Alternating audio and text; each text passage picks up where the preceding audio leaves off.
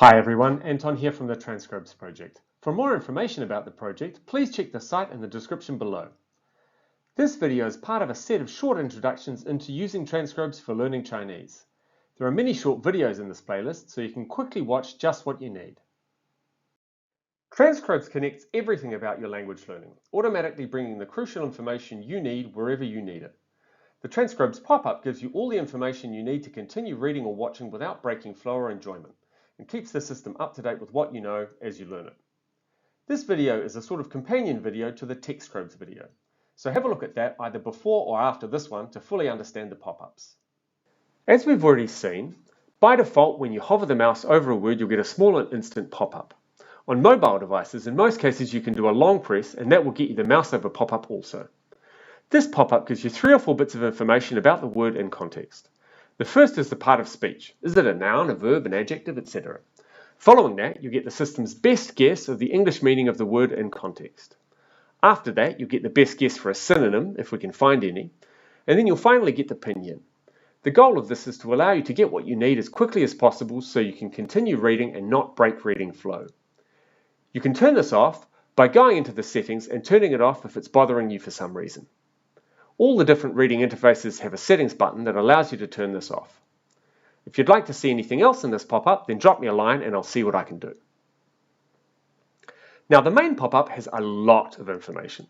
Starting with the top line, you get the pinyin, followed by the best guess at an English translation in context, just like with the mouse over. You next see the word repeated as a link. This is actually a link to the word in Notrobes and will open in a new tab. Then we have a couple of buttons, the expand button and the close button. The expand button opens up to give you a translation of the entire sentence. Sometimes it's very difficult to give you a perfect translation of a word in context. So if you are struggling with the meaning of a sentence, you can get a translation of the whole thing here. The next section is word metadata, like we've already seen in the Notrobes video. The HSK level was fairly self-explanatory, the frequency not so much. Here again, the data come from the Open Subtitles database, and WCPM stands for word count per million. As I mentioned before, anything above 50 here is quite common. The other number is the percentage of all films in the database in which this word appears at least once. That's useful because if you have a few films that are just 4 hours repeating exactly the same word over and over again, then the word count per million will be quite high, but that might not give you an accurate view of how widely the word is actually used. All these numbers are there to help you judge whether you want to actively study the word now or leave it till later. Under that, you have the part of speech of the word, as it is in the sentence you just clicked on. This can give you extra information when looking at the full dictionary entries below. Next up, you have links to related words. Here again, you can click on the words and you'll be taken to Notrobes in a new tab. After that, we have our friendly smiley faces plus a light. As we've seen in previous videos for the smileys, they allow you to tell the system what you want for this word.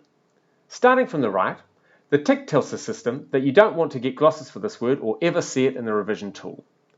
You might use this to get rid of super common words, but another use for this is for system errors.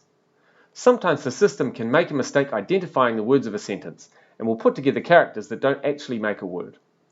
Because there's no point ever revising words that aren't actually words, using this button means you won't ever get bothered by it again. Next along, the very smiley face tells the system that you know the word well.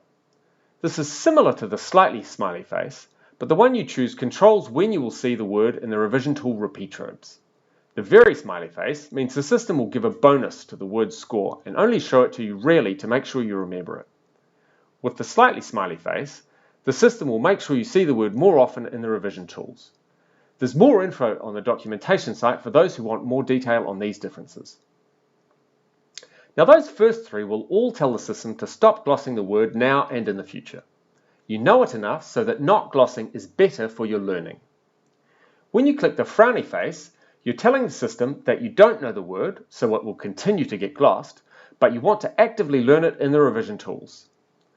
Unless the word is in a list you activate, the system doesn't know whether you want to learn a word now or later, so clicking the frowny face tells the system, I need to know this word, so start teaching it to me now.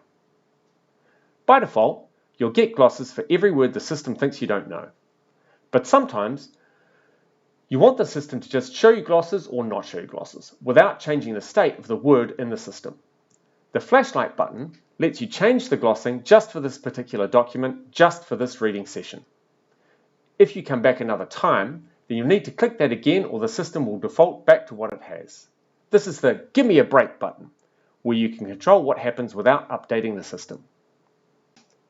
So this word, 资料, is definitely a proper word, in the sense that you'll find it in pretty much any dictionary.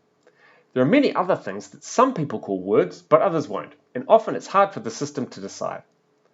As an example, the system here has decided that the two characters, he and hong, form a word, hei hong. If we click on that, the information we have is a lot less. We still get the pinyin, but there won't be an HSK, the frequency will be very small or absent, and at best we'll find a fallback definition.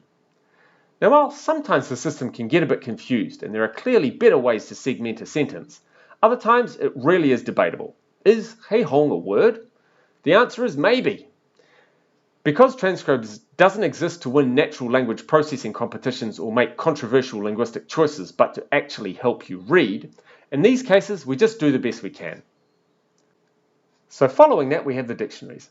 I go into detail about everything you can do with the dictionaries in the pop-up and the video on Transcrobes.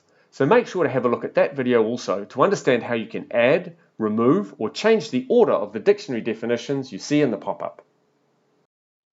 That's all for this short video. If you have any questions or comments about the platform, then please get in touch.